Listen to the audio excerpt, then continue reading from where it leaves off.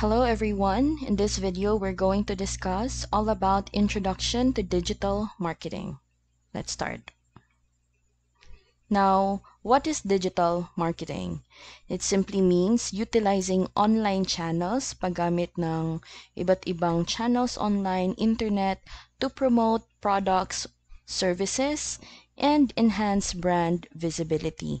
And eventually, pag pinagsama yan, the main goal is for the business to grow. So as VA, yun talaga yung number one na purpose bakit hinire tayo is for us to assist with the business growth. I-assist natin yung business owner para makapag-focus sila sa pagpapalaki, pag-expand ng business.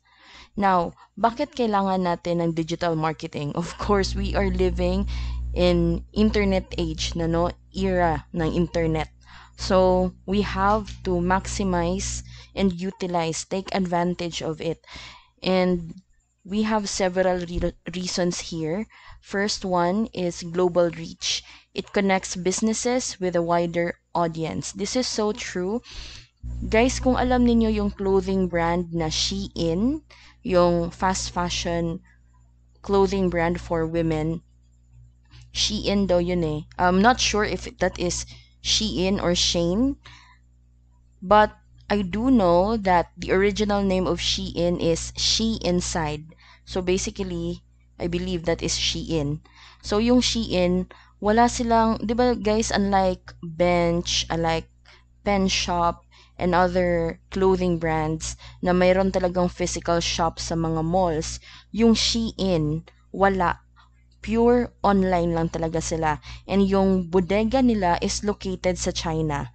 'Di ba? So, that's why I've read an article somewhere na mas naunahan pa ng Shein yung ibang popular na mga brands like Fashion 21 and other clothing brands kasi nga sobrang galing ng pag-strategize and pag-utilize nila ng internet. And yung mga order, hindi pa masyado nasasayang yung mga clothing kasi depending lang sa order yung pinapagawa nila. And wala silang babayaran when it comes to rent, di ba? So, mas malaki yung kanilang number 2, ROI. Eto, mas malaki yung ROI nila. Oops, sorry. So, number 2, cost-effective. Compared to traditional marketing, it often offers better ROI. Pag sinabing ROI, return of investment. So, for example, naglagay ka ng 10,000, yung balik niya possible 100%, possible 50%. Kasi nga wala silang binabayarang renta sa building, so mas malaki yung nakukuha nilang profit. Okay? Now, third is client attraction.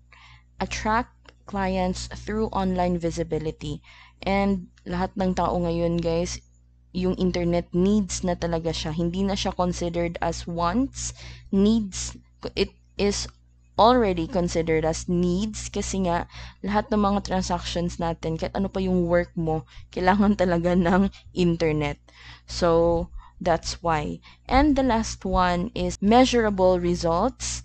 Allows tracking and analyzing of campaigns in real time. This is so true. Kagaya ng ipinakita ko sa inyo during the orientation, may pinakita ko sa inyong pie graph. Real time lumalabas doon yung summary ng mga numbers ng mga nag-respond. So, it's the same thing with digital marketing. Real time yung mga comments, real time yung mga clicks, lahat real time. Numbers of likes, real time. So, bakit di natin yung gagamitin, di ba? That's why it's very important to learn about digital marketing in our time now. Okay, so ano ba yung iba't ibang types ng digital marketing? Pag sinabing digital marketing, isa lang ba yun? So, gaya ng nakikita niyo sa screen guys, yung digital marketing is another umbrella term.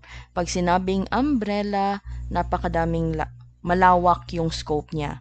For example, we have here email marketing.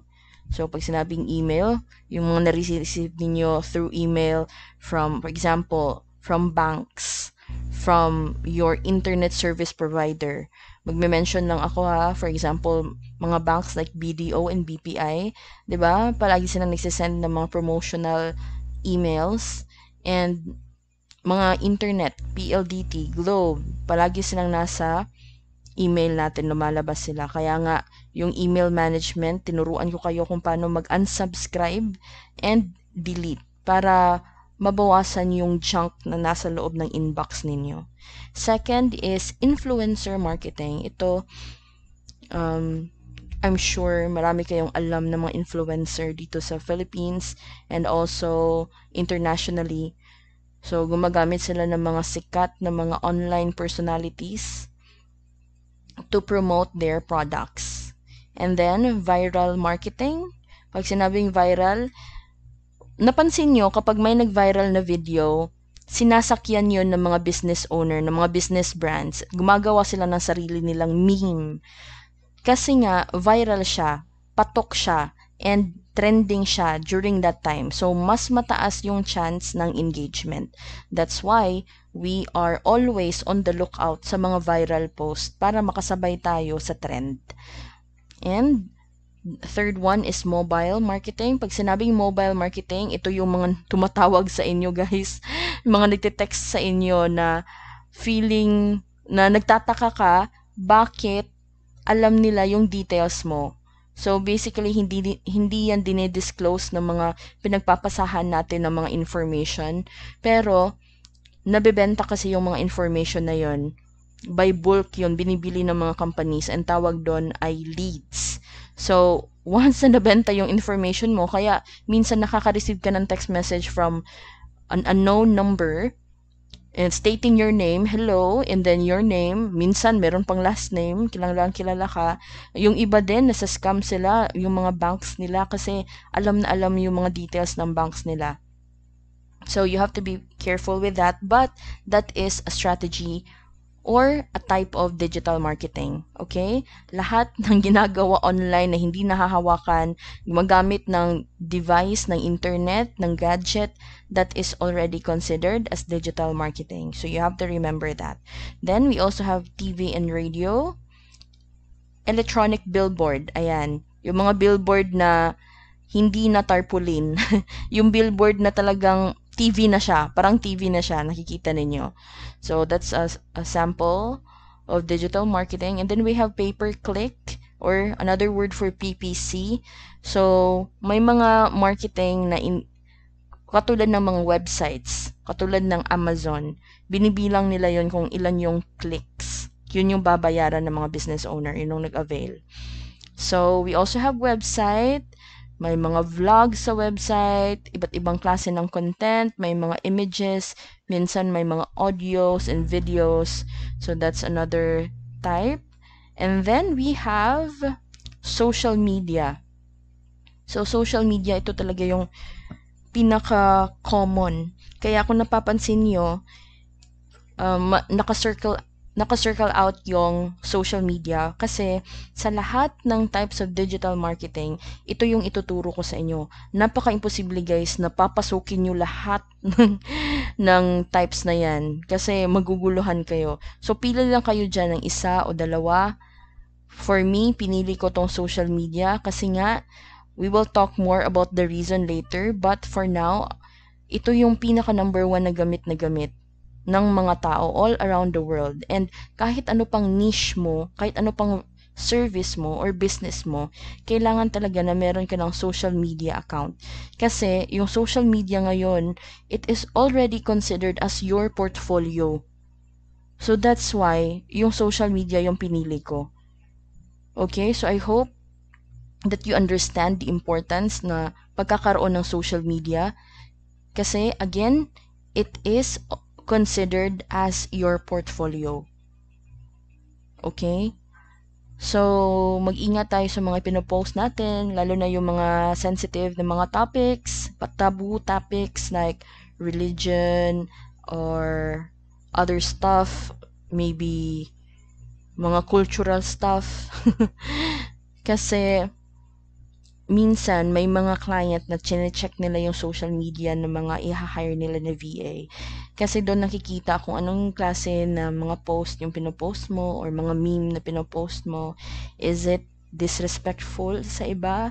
Kasi it will also reflect your reputation, your image.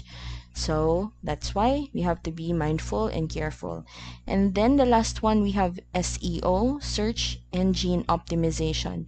So, yung SEO, kasama yan dito sa website, nag-optimize sila ng mga keywords para yung sa Google, unang lumabas yung name nila on top. That's why may SEO, may mga SEO specialist. So I hope na yung types of digital marketing is clear. Again, we will not talk about all of the digital marketing. That's impossible, guys. Very impossible. Sa social media pa lang, nako, ang dami-daming strategy na. For now, ang ituturo ko sa inyo is social media. Okay? And now, let's talk about why napili ko yung social media. So, before natin i-discuss, I just want to show you kung saan yung source na ginamit ko para sa i-discuss natin ng mga information in this video, okay? So, first, ayan. Kung nakikita ninyo, gagamitin natin yung article from Sprout Social. So, Sprout Social is one of legit na mga website alongside with HubSpot and SEMrush. Mga kilalang mga website ito. Kaya ito yung ginamit ko. And then, ito din yung latest na nakita ko. March 23rd, 2023. But guys, you have to be mindful. Remember na this is March. Now is already November 2023. So, there will be changes with the numbers, okay? Kasi yung gagamitin ko dito is based lang sa numbers na nandito sa article which was published on March 23. So, expect nyo na may changes na sa number. Pero for sure, konti lang din. But at least we will have an idea. And you also need to remember na yung word na statistics, hindi talaga fix yan. Okay? Later, we will talk more about that. Okay, so based sa article na yon, sabi dito na in 2023, ang estimated na gumagamit ng social media is 4.89 billion. Round up natin, that is 5 billion out of 8 billion na total population sa mundo. Imagine nyo guys, gaano karami? 5 billion people. So that's why it's very important na meron kayong social media for your own, if plan nyo talaga guys na mag-VA, gusto nyo talaga mag-freelancer, it's very important na meron kayong online presence. Kahit isang social media lang. Okay? Kasi imagine, 5 billion people, meron ka makikitang client dyan. In all shapes and sizes. Okay? 8 billion katao. Grabe. So second, ang sabi dito, average person bounces between 7 different social networks per month. 7 na iba't ibang social platform. Siguro, pagpalagay natin, gumagamit sila ng Facebook, ng Instagram, ng Pinterest. I don't know if Pinterest is considered a social media, but I think it's a search engine. But commonly used or categorized siya as social media. And then YouTube. And then for me, daily, yun ang ginagamit ko ng mga apps. So, 'di ba? Imagine na lang na sa isang tao meron silang 7 na social media platforms in a month na ginagamit. Ako nga everyday iba-iba ginagamit ko. Third, it says here that the amount of time na ginagamit ng mga users is 151 minutes per day. So that is almost 3 hours. Almost 3 hours. Imagine nyo guys, ang taas nun. 3 hours. Nakakapag-commit ba kayo guys na mag-exercise 3 hours per day? Ako nga nahihirapan sa 30 minutes na exercise per day. So imagine niyo na 151 minutes yung kaya ng isang tao per day sa social media. So, 'di ba? On the downside or bad side, marami tayong naaksayang time. But on the positive side, if you're a marketer, pwede mo yung i-take advantage para sa business mo. And then number 4, TikTok is the fastest growing platform with a staggering 100% user growth rate between 2020 and 2022. Look at the date, guys, the year. These were the years na pandemic season. Kaya sikat na sikat yung TikTok. Napakaganda ng timing. Kaya nagkaroon sila ng 100% user growth. I think more than pa eh. More than 100% yung user growth nila. Kasi I remember dito sa amin sa Davao, during that time I was living in Davao City, the mayor was encouraging people to stay at home and then create TikTok videos. And then kung sino yung mananalo, meron silang prize. So imagine the government pinopromote yung platform para ma-encourage yung people na magstay sila sa bahay para nga maiwasan yung pagkalat ng virus. So, how I wish din, I noticed din na sobrang daming mga YouTube channel na nag-grow during pandemic years. So, how I wish na nag-start ako ng YouTube channel. And I think some of you also have that same thoughts. So, number 5, the number of social media users worldwide grew by only 3% year on year from January 2022 to January 2023. So, pagkatapos nung medyo okay na, 'di ba? Medyo nawala na yung pandemic, nung malabas-labas na yung mga tao, which was 2022 to 2023. So ayan, bumaba na ng 3%. Pero still 5 billion people pa rin yung gumagamit ng social media. So hindi talaga kayo malulugi diyan. And free pa yung social media, guys. Kaya yan yung gagamitin natin. Okay? Diyan tayo magfo-focus. Okay, so based doon sa link from Sprout Social, ito yung social media demographics. Pag sinabing demographics, ibig sabihin, ilan ba yung active user per month? Ilan yung mga tao na user na gumagamit nun? Ilan yung mga number of female user, male user, at ano ba yung edad nila, age range nila? So, kung alam natin yung social media demographics, malalaman din natin kung ano yung pipiliin lang natin ng mga platform. Kasi as a beginner, guys, I would suggest na you choose only 1 or 2. Okay? Focus muna kayo dyan. 1 or 2 platform. Kasi mahihirapan kayo if masuslow down lang kayo if itatry nyong lahatin to. If uubusin nyo yan, Facebook, Instagram, LinkedIn, Pinterest, TikTok, YouTube, Twitter, mahihirapan kayo, guys, lalo na if beginner ka pa and ikaw pa lang mag-isa. Unless if meron kang ka-team, kaya magtutulungan kayo. Pero kung ikaw lang mag-isa, mahirap yon. So, focused on 1 or 2 platform. And we will focus on Facebook and Instagram. Okay? Kasi, as you can see, yung pinakamataas dito na active user is si Facebook, which is 2.96 billion out of the other platform. 2.96 billion. And mas marami palang lalaki sa Facebook na user compare sa babae. So, for example, ng gamit how to use social media demographics to your advantage okay guys, this is slightly a joke, pero pwede ring totoo. If you are targeting na mag-affam hunting, alam niyo naman siguro yung meaning no? You can look at the social media demographics kung saan ba dito yung mga platform na mataas yung male users. So, as we can see here, 63% is Twitter. So, standby kayo doon sa Twitter, 63%. Next is Facebook, 56% or almost 57%. And then we have LinkedIn. Ayan, 57. 63, 57, 56. So, yun yung top 3. Twitter, LinkedIn, Facebook. If gusto nyo mag-affam hunting. So, that's an example of how to use demographics. That's why dapat alam natin yung mga numbers. Okay? And also, another example of using demographics is yung target ninyo na mga customer. Target ninyo. Anong edad ba nila? Age range nila. So, for example, kita natin dito, Instagram and TikTok, 18 to 34 years old. yung mga user.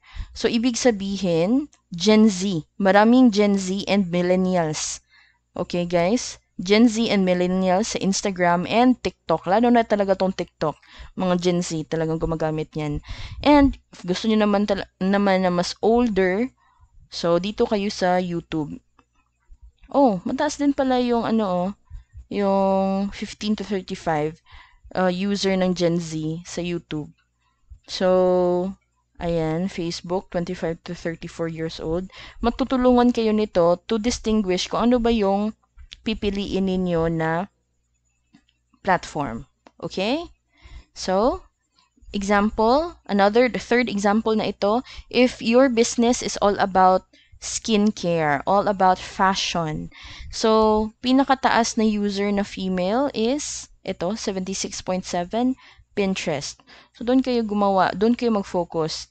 Okay? More on videos, more on photos, aesthetic, 'di ba?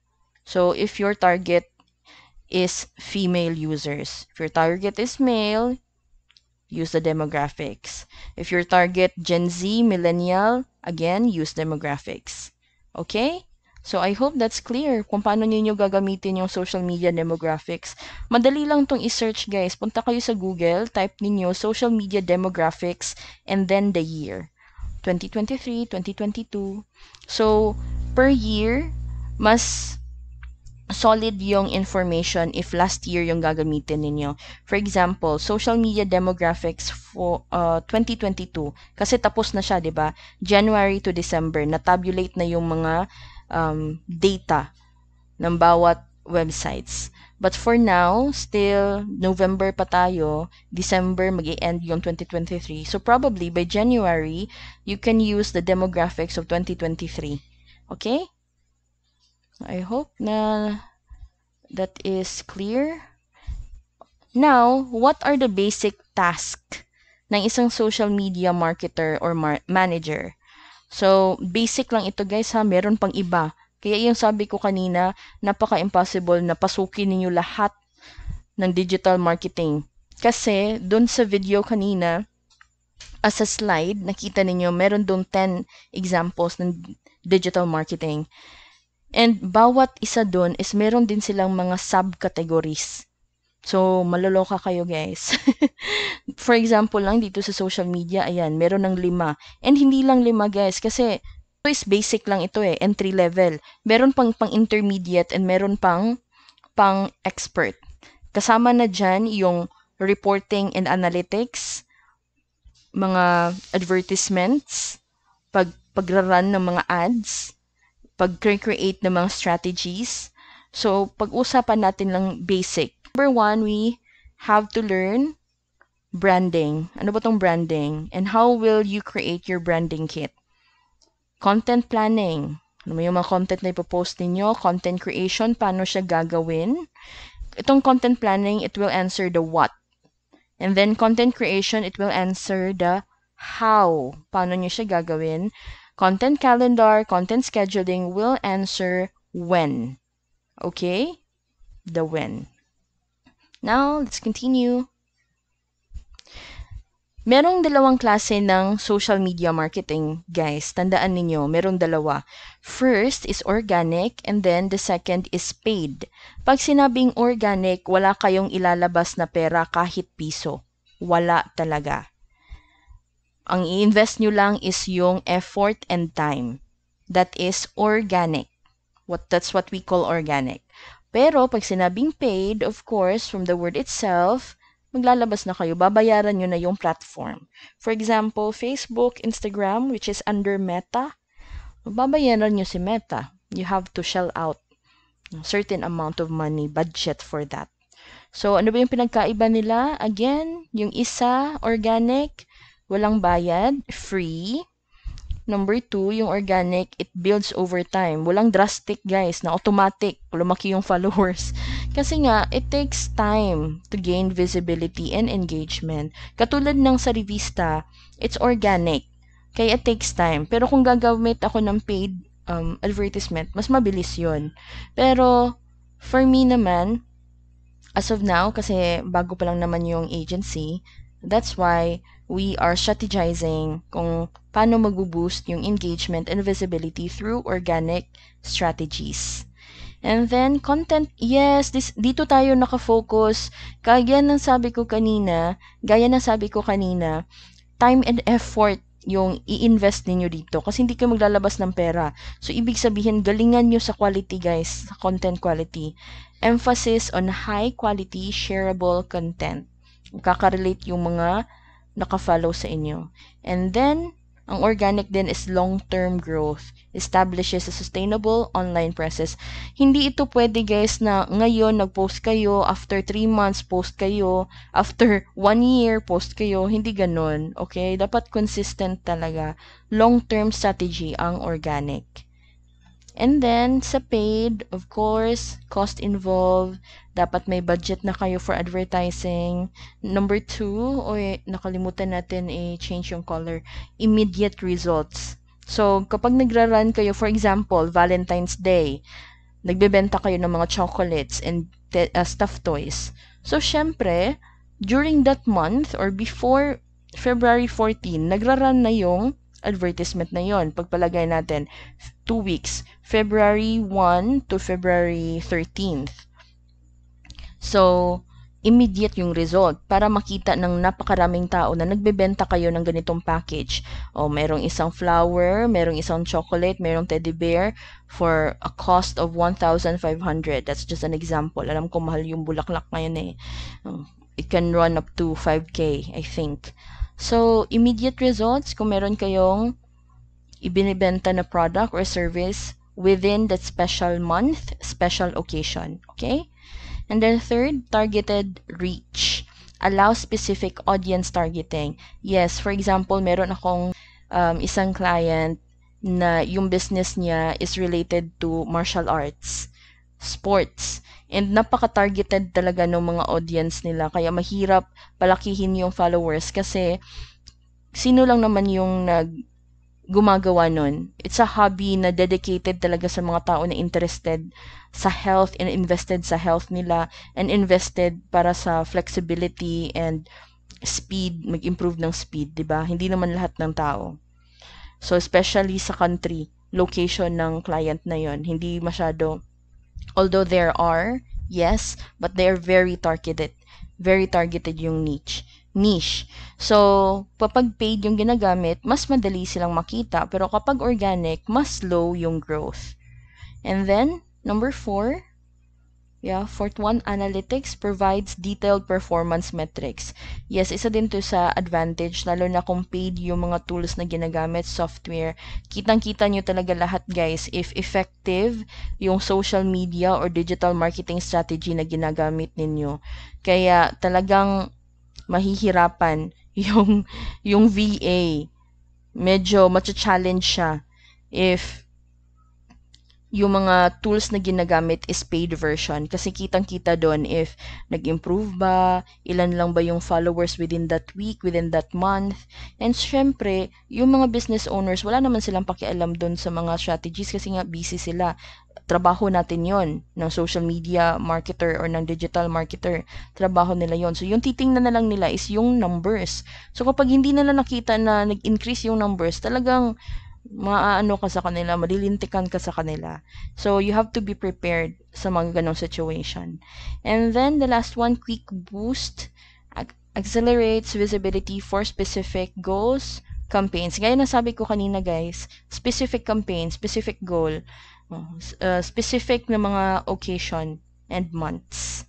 O, gaya ngayon, it's already Burr months. It's holiday season. So, Christmas, I'm pretty sure na madaming businesses na ang nagbo-boost ng mga paid ads so that they can increase visibility of their products and services during Christmas season. Okay? So, again, 2 types of social media marketing, organic and paid. Pili na lang kayo dyan kung anong gusto ninyo. So now, let's talk about social media marketing and management terms or jargons. Kapag sinabing jargons, ibig sabihin nun is terminologies. So, speedrun lang guys, no? And i-explain ko siya in layman's term kasi ito, isasali ko to sa course guide ninyo for second week. So, hindi ko na yan babasahin lahat. Layman's term lang, tsaka speedrun lang, mabilisan lang. So, pag sinabing engagement, ito yung likes, number ng shares. Okay? Yan yung ibig sabihin ng engagement. And then we have UGC, short term for user-generated content.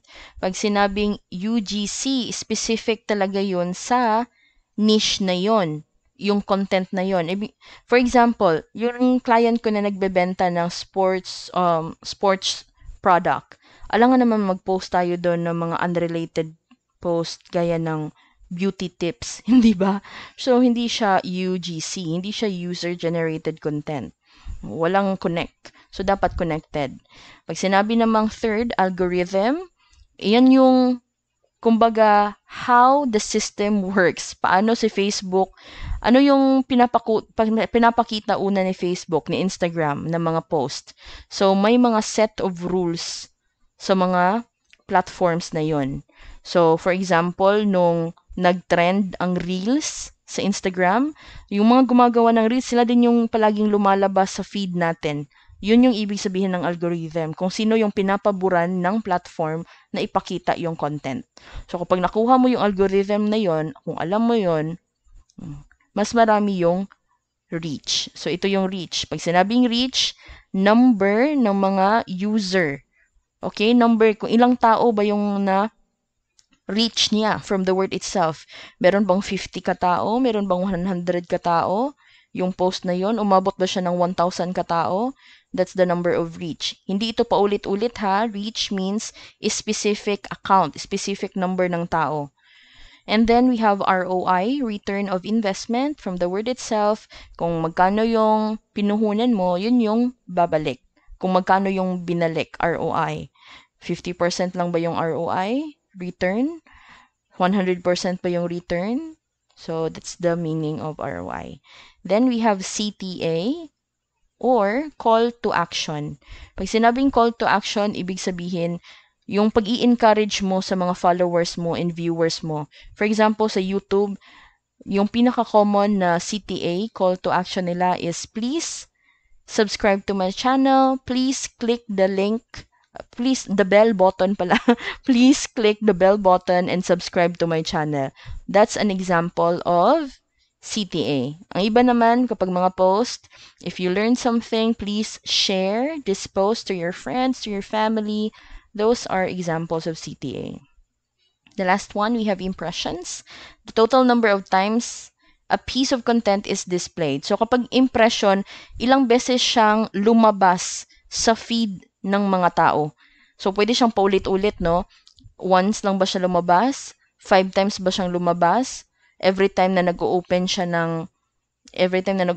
yung taong yun ng social media niya. So, that's the meaning of impression. Now, that's it for the terms.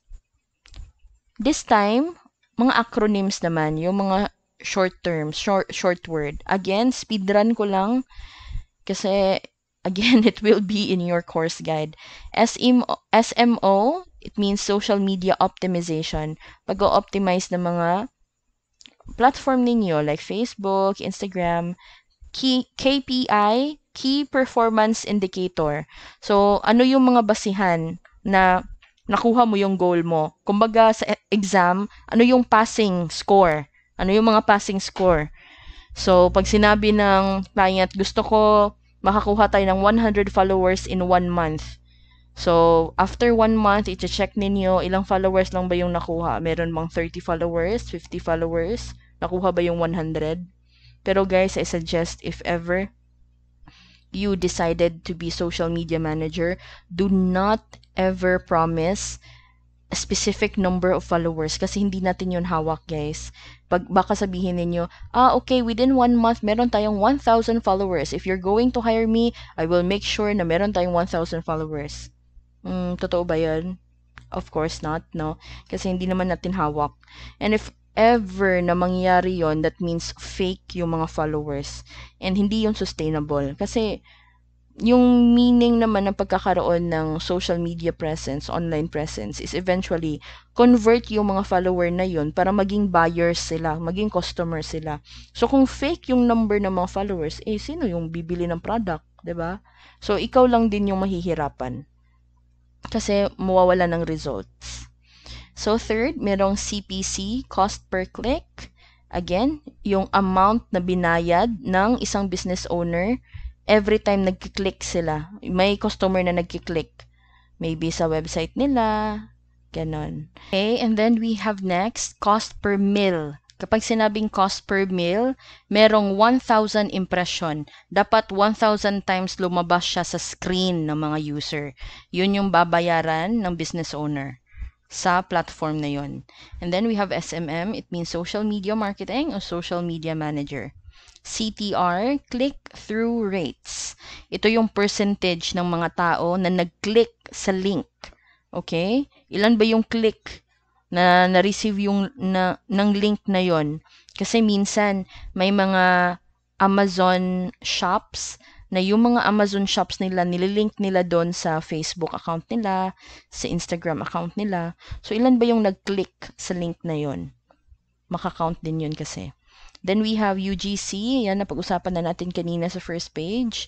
CMS, Content Management System. So ano yung mga ginagamit na software para gumawa and i-manage yung mga content. Kagaya ng Sprout Social, that's an example of CMS. And then we have the last one, SEO, yung Search Engine Optimization. Pag-optimize ng mga content na para lumabas yung mga words. Dapat maraming words na related dun sa niche na yon.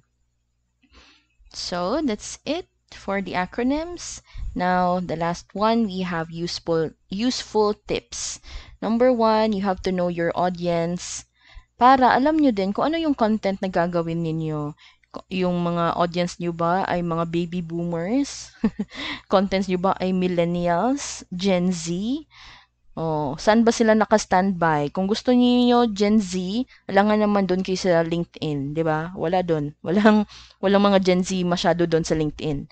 So, gusto niyo ng mga Gen Z, for example, yung target ninyo na audience, doon kayo sa TikTok. Kasi doon sila. And kanina nakita natin sa YouTube din, maraming mga Gen Z doon. And then, second is consistency. Yes, kasi hindi pwede na lulubog lilitaw. Dapat consistent talaga.